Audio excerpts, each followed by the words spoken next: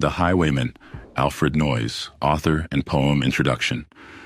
Alfred Noyes, a British poet born in 1880, was known for his lyrical style and vivid storytelling. The Highwayman, published in 1906, is one of his most enduring works. Set in 18th century England, this dramatic ballad tells the story of a dashing outlaw and his doomed love for an innkeeper's daughter. With its galloping rhythm and ghostly imagery, the poem blends romance, suspense, and tragedy, a favorite in classrooms for over a century. The wind was a torrent of darkness among the gusty trees. The moon was a ghostly galleon tossed upon cloudy seas. The road was a ribbon of moonlight over the purple moor. And the highwayman came riding, riding, riding. The highwayman came riding up to the old inn door. He'd a French cocked hat on his forehead, a bunch of lace at his chin, a coat of the claret velvet, and breeches of brown doe skin. They fitted with never a wrinkle. His boots were up to the thigh, and he rode with a jeweled twinkle, his pistol butts a twinkle, his rapier hilt a twinkle, under the jeweled sky. Over the cobbles he clattered and clashed in the dark inn yard. He tapped with his whip on the shutters, but all was locked and barred. He whistled a tune to the window, and who should be waiting there but the landlord's black-eyed daughter, Bess, the landlord's daughter, plaiting a dark red love knot into her long black hair. And dark in the dark old inn yard, a stable wicket creaked where Tim the ostler listened. His face was white and peaked. His eyes were hollows of madness, his hair like moldy hay. But he loved the landlord's daughter, the landlord's red-lipped daughter. Dumb as a dog he listened, and he heard the robber say, "One kiss, my bonny sweetheart. I'm after a prize tonight, but I shall be back with the yellow gold before the morning light. Yet, if they press me sharply and harry me through the day, then look for me by moonlight, watch for me by moonlight. I'll come to thee by moonlight, though hell should bar the way." He rose upright in the stirrups. He scarce could reach her hand, but she loosened her hair in the basement.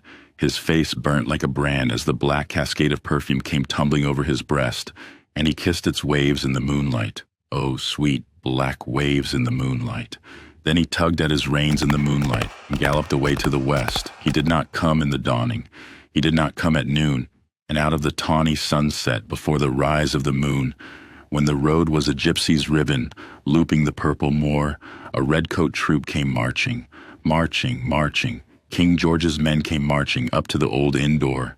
They said no word to the landlord. They drank his ale instead, but they gagged his daughter and bound her to the foot of her narrow bed. Two of them knelt at her casement with muskets at their side. There was death at every window, and hell at one dark window, for Bess could see through her casement the road that he would ride. They had tied her up to attention with many a sniggering jest. They had bound a musket beside her, with the barrel beneath her breast. "Now keep good watch," and they kissed her. She heard the dead man say, "Look for me by moonlight, watch for me by moonlight. I'll come to thee by moonlight, though hell should bar the way." She twisted her hands behind her, but all the knots held good. She writhed her hands till her fingers were wet with sweat or blood.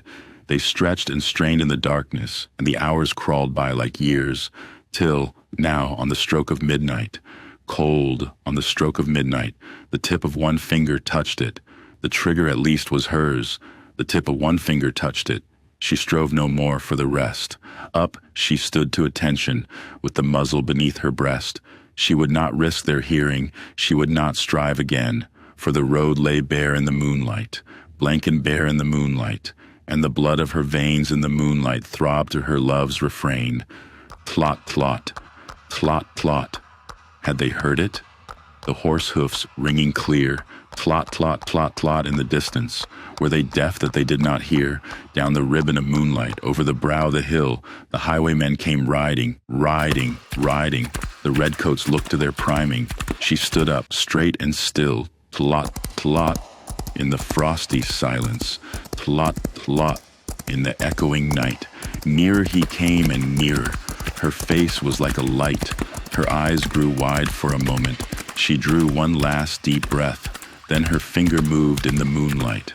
Her musket shattered the moonlight, shattered her breast in the moonlight, and warned him with her death. He turned. He spurred to the west. He did not know who stood bowed, with her head o'er the musket, drenched with her own red blood. Not till the dawn he heard it, and his face grew gray to hear how Bess, the landlord's daughter, the landlord's black-eyed daughter, had watched for her love in the moonlight and died in the darkness there. Back he spurred like a madman, shrieking a curse to the sky, with the white road smoking behind him and his rapier brandished high. Blood red were the spurs in the golden noon, wine red was his velvet coat, when they shook him down on the highway, down like a dog on the highway, and he lay in his blood on the highway, with the bunch of lace at his throat.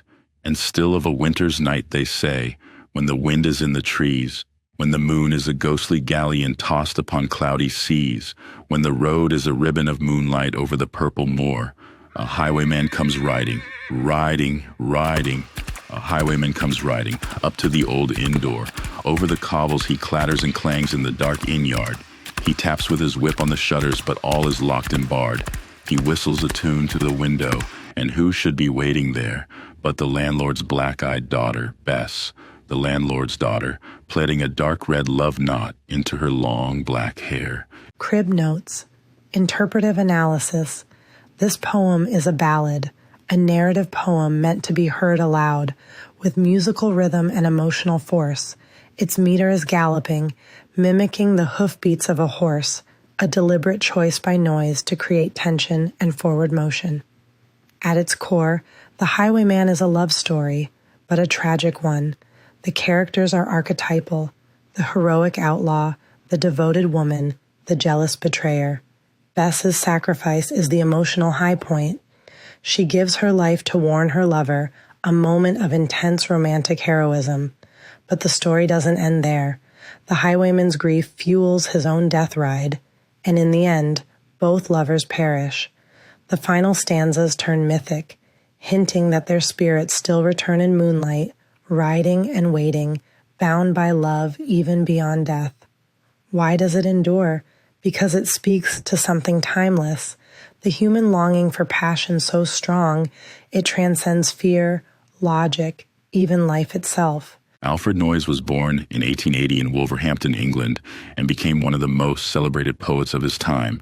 He was widely known for his narrative verse, blending rhythm, imagery, and romanticism. The Highwayman, published in 1906 when he was only 26, quickly became his most famous work. Noyes's poetry was deeply inspired by historical legend, sea tales, and the mysterious landscapes of the British countryside. Though critics often debated his traditional style, his command of meter and mood captured the imagination of generations. Beyond poetry, Noyes also wrote plays, essays, and political commentary. Later in life, he taught literature at Princeton University and continued writing until his death in 1958.